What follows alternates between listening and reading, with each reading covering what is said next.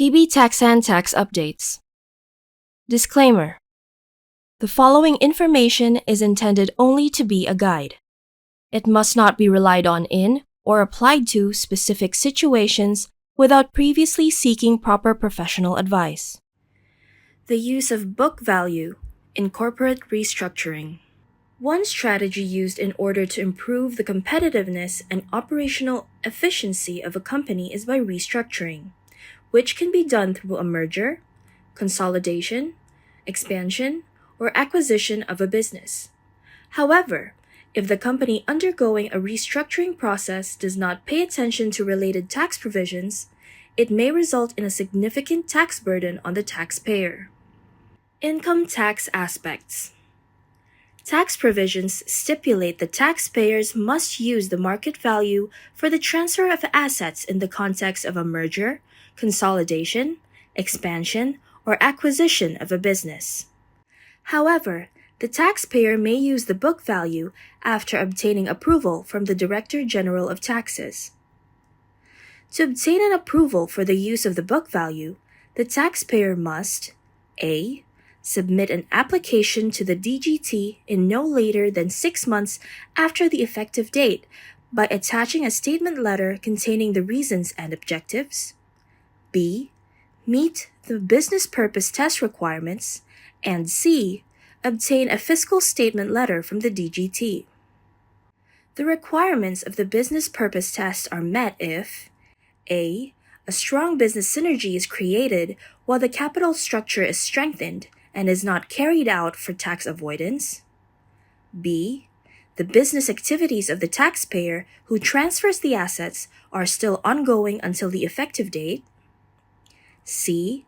The business activities of the taxpayer who transfers the assets must be continued by the taxpayer who receives the transferred assets for at least 5 years after the effective date. D.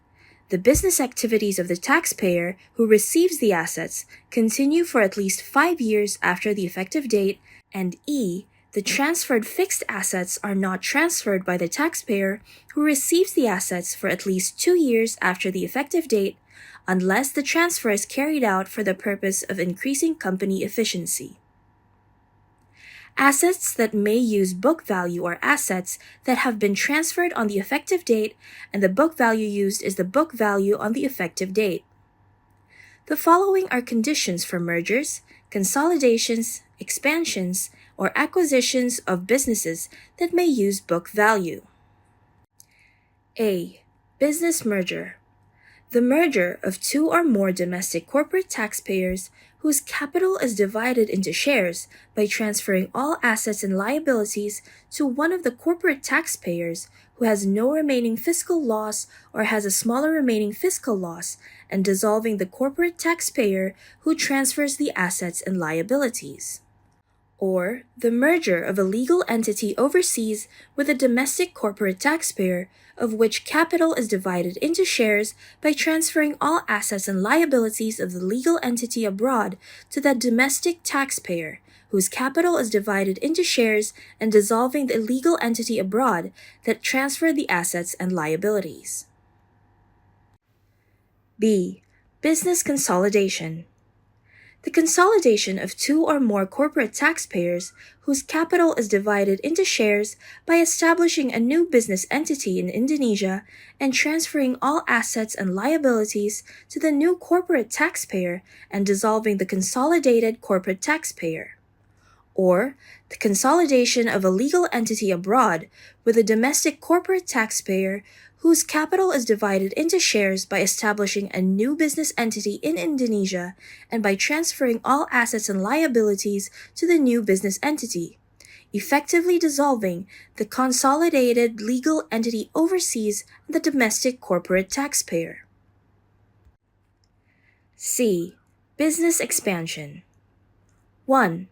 The separation of the business of one domestic corporate taxpayer whose capital is divided into shares into 2 or more domestic corporate taxpayers by establishing a new business entity and transferring part of the assets and liabilities to the new business entity, which is done without liquidating the old business entity. The domestic corporate taxpayer as referred to is A. A taxpayer who has not gone public and intends to conduct an IPO. B. A taxpayer who has gone public given that all business entities resulting from the business expansion conduct an IPO. C. Corporate taxpayers that conduct separation of Sharia business units to carry out business separation obligations. D. Domestic corporate taxpayers, given that the business entities resulting from the business expansion receive additional capital from foreign investors of at least 500 billion Indonesian rupiah. And E. Taxpayers of state-owned enterprises that receive additional capital participation from the Republic of Indonesia, given that the business expansion is carried out in connection with the formation of a state-owned enterprises holding company. 2. The separation of the business of one domestic corporate taxpayer, whose capital is divided into shares, by transferring part of the assets and liabilities to one or more domestic taxpayers, whose capitals are divided into shares, which is carried out without forming a new business entity and without liquidating the old business entity. Applicable to state-owned enterprises or the separation of business in connection with the restructuring of state-owned enterprises with certain conditions. Or 3. The separation of the business of two or more domestic corporate taxpayers whose capitals are divided into shares by transferring part of the assets and liabilities of the separated business and merging the separated business into one business entity without liquidating the old business entity. Applicable to state-owned enterprises or the separation of business in connection with the restructuring of state-owned enterprises with certain conditions. D. Business acquisition. The acquisition of a permanent establishment or PE that carries out activities in the banking business sector, carried out by transferring all or part of the PE's assets and liabilities to a domestic corporate taxpayer whose capital is divided into shares and dissolves the PE. Or the acquisition of a business from a domestic corporate taxpayer by transferring ownership of the shares it owns in a domestic corporate taxpayer to another domestic corporate taxpayer, which is carried out in connection with the restructuring of a state-owned enterprise with certain conditions. Apart from these, there are several other provisions as follows. Taxpayers who receive assets using the book value may not compensate for losses or remaining losses from corporate taxpayers, PEs, or legal entities overseas that transfer assets. Taxpayers who receive assets in the context of business mergers or consolidations may not charge taxes and/or other levies owed abroad from legal entities overseas that transfer assets. Taxpayers who receive the transfer of assets record the acquisition value of the assets according to the book value in the books of the party that transfers the assets. The depreciation or amortization of the assets received is carried out based on the remaining useful life according to the books of the party that transfers the assets.